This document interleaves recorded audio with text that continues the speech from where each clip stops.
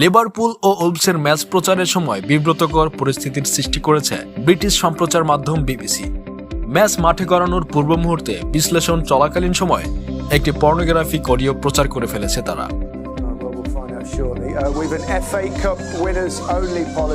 ঘটনায় কড়া সমালোচনার মুখে পড়েছে মাধ্যমটি। মঙ্গলবার রাতে এফএ কাপের তৃতীয় রাউন্ডে ম্যাচে নেমেছিল লিভারপুল ও উলভস। খেলা শুরুর 13 মিনিটে রেডস মিডফিল্ডার হার্ভে এলিয়টের দুর্দান্ত শটে বল গড়ায় স্বাগতিকদের জালে। পরে আর জালের দেখা না পেলে 1-0 গোলের জয় নিয়ে মাঠ ছাড়ে লিভারপুল। এদিন বিবিসিতে ম্যাচের পূর্ব মুহূর্তে বিশ্লেষণ পর্বে ছিলেন গ্যারি লিনেকার, পল ইন্স, ড্যানি মার্ফি। ম্যাচ শুরুর 10 মিনিট আগে তারা কথা বলছিলেন। সে সময় ঘটল বিপত্তি।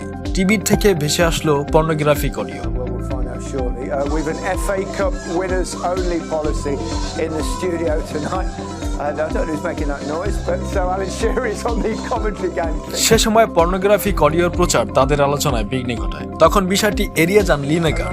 এভারটনের সাবেক ফরওয়ার্ড অ্যালান শিয়ারারকে আলোচক হিসেবে পরিচয় করিয়ে দেন। পরে অডিওর বিষয়ে বলেন, আমি জানি না কে এই শব্দ করছে। ঘটনার জেরে সমালোচিত হচ্ছে বিবিসি। সামাজিক যোগাযোগ মাধ্যমে কটাক্ষ করা হচ্ছে সম্প্রচার মাধ্যমটিকে। অনাকাঙ্ক্ষিত ঘটনার পর টুইটারে দর্শকদের কাছে ক্ষমা চেয়েছে বিবিসি।